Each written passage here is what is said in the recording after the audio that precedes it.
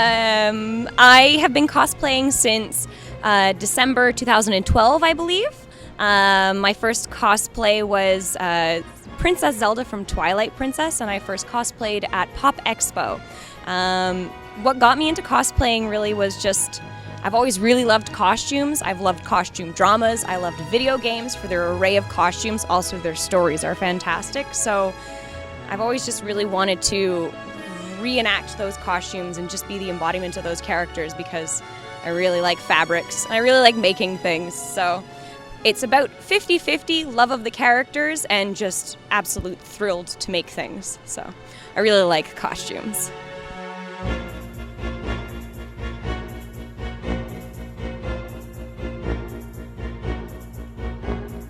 My first costume wasn't my first convention.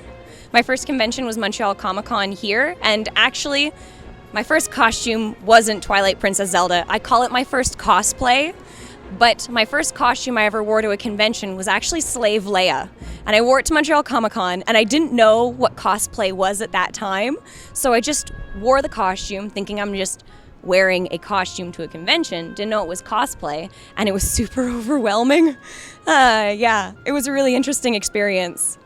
I think I might have shortened my mother's life and might have shortened my boyfriend's life with wearing that out in public. And I wasn't ready for what I was getting into, but it really sparked that desire to come back and make something that I was really going to be proud of the next year and get into this cosplay hobby, because it's really a passion of mine now. Something that's really unique is that in Quebec we have a language barrier, which a lot of people know about. We're a bilingual province, so we have French and we have English and we have a lot of other minorities here, so that brings a lot of other diversities into the culture here. But whatever's going on in politics outside of the cosplay and convention scene, that all goes away when we come here. We all become friends. There's nothing that's there to disrupt us. We don't have the same barriers that we would have normally in like everyday life. French, English, doesn't matter. I can take your picture, you can take my picture, we're all having a good time. And I really like that, because then you get to make new friends that you might have not otherwise had been exposed to, and they're fantastic people. I think that's something that's really nice about the cosplay scene in Quebec. Just, it's really nice.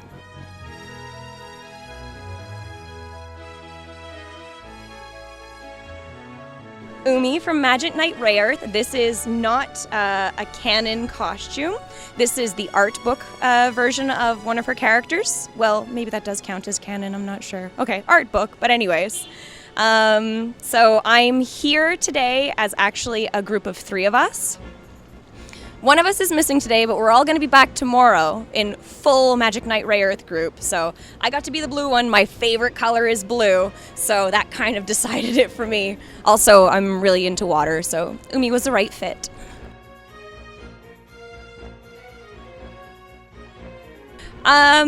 Yes, I'll be really honest. I really go for the ones that are on Netflix because they're easy to access. But Magic Knight Rayearth was one of my earlier shows that I watched, same as Sailor Moon sort of thing. Those are classics classic for a reason, because they keep coming back. They have repeating themes that are good to hold on to.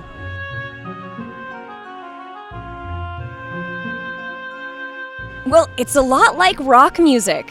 Kids come up, they've got their own music, and then they start listening to their parents' music, and they're like, hey, the animals are good.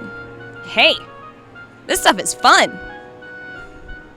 So, it's just classics, they come back. They come back.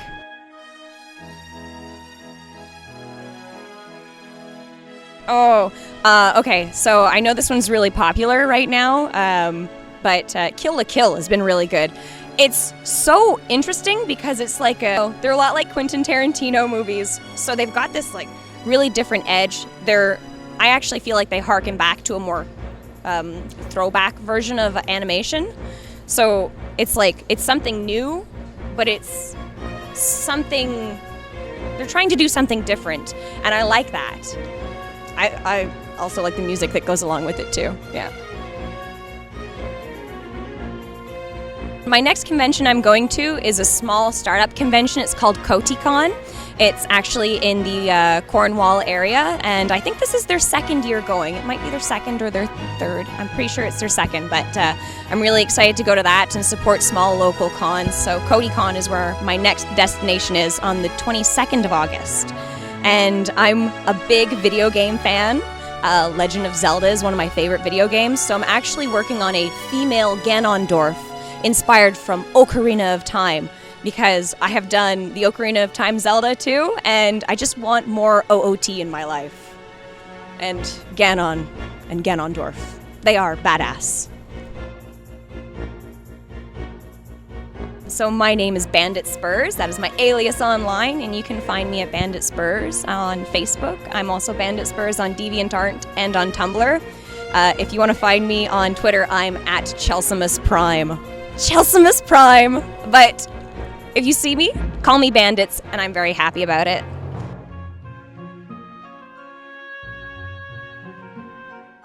Thank you. Cheers.